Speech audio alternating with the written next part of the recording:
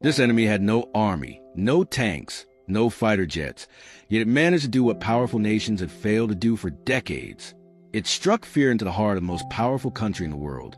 And for years, that country struggled to understand how to fight back.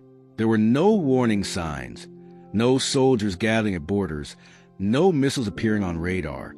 Just silence, patience, and then suddenly chaos. This is the story of how Al-Qaeda became the most dangerous enemy America ever faced.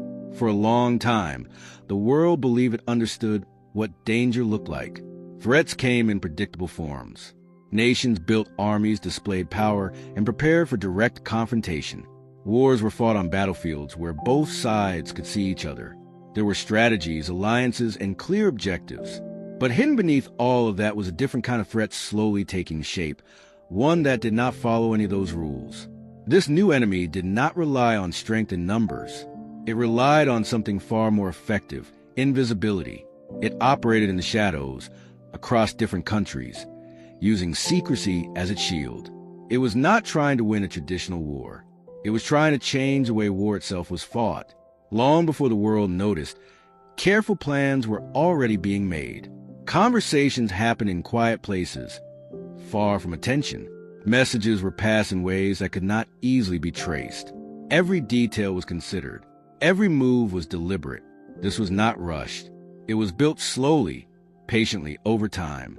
And that patience would later become one of its most dangerous advantages. Then came a day that seemed completely normal. The sky was clear. The streets were busy. People followed their routines without any sense that history was about to change. Flights took off as scheduled. Offices filled with workers. Everything felt ordinary. But sometimes, the most ordinary moments hide the most extraordinary events. September 11th, 2001. At first, nothing seemed unusual. Planes were in the air, moving toward their destinations. But something had already gone wrong. Communication began to break. Signals were lost. Confusion started quietly, almost unnoticed. And then, within a short period of time, that confusion turned into something much worse. The September 11th attacks unfolded in a way that no one had prepared for.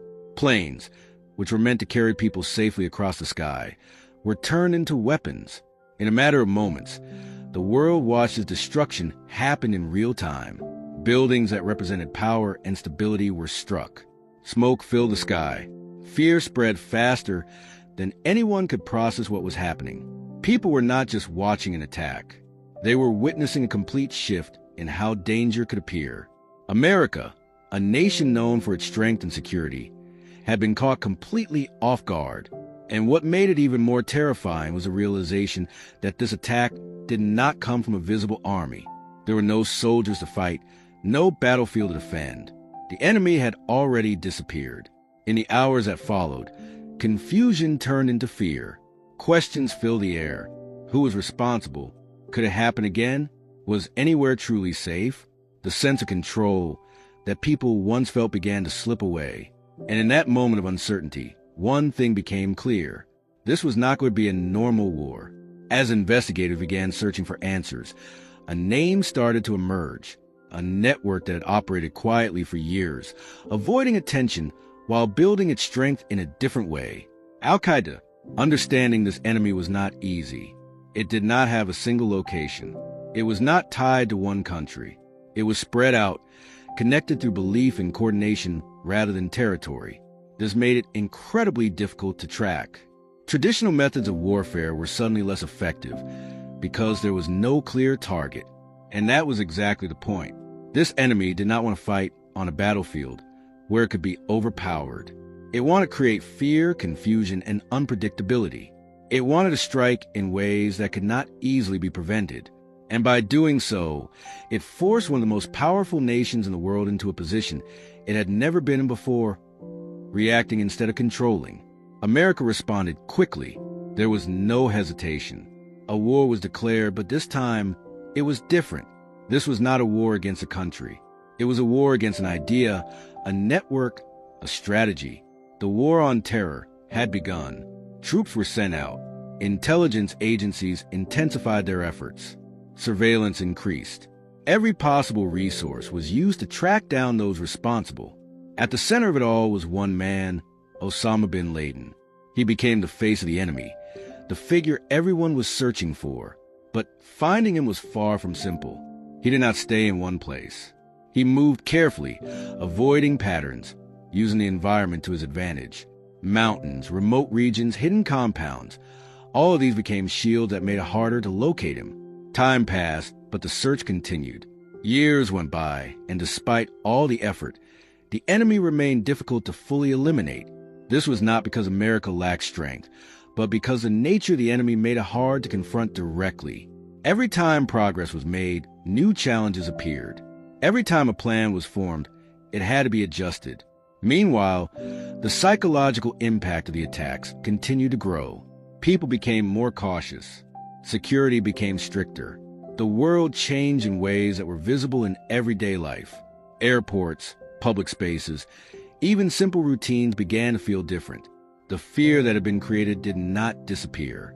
It stayed, quietly influencing how people thought and behaved. And that was one of the most powerful weapons this enemy had. It did not need to attack constantly.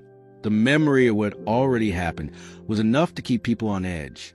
That constant sense of uncertainty created a kind of pressure that was difficult to escape. It was not just about physical damage anymore. It was about psychological control.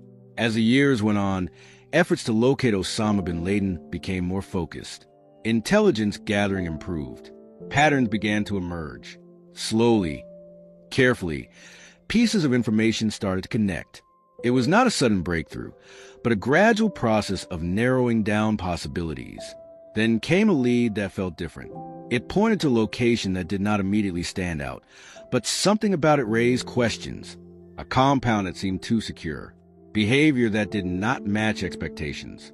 It was not proof, but it was enough to investigate further. A plan was formed. It had to be executed with precision. There was no room for error. In 2011, under conditions of complete secrecy, the operation was carried out. It was fast, controlled, and carefully coordinated. Every second mattered. And then, after years of searching, the moment finally came. Osama bin Laden was found and eliminated. It was a significant moment, one that marked a major step in a long and difficult conflict. But even then, there was an understanding that this was not the true end of the story, because this enemy was never just one person. It was a network that had already spread across different regions. It was an idea that had already influenced how conflicts could be carried out. Even without its leader, the structure and impact remained. The world had changed. Wars would no longer be fought only between nations with visible armies. There would now be conflicts that existed in shadows, driven by strategy, secrecy, and unpredictability. The rules had shifted, and everyone had to adapt. And that is what made Al-Qaeda the most dangerous enemy America ever faced. Not its size, not its weapons, but its ability to force a powerful nation to fight a war it had never prepared for. A war without clear boundaries. A war without clear enemies.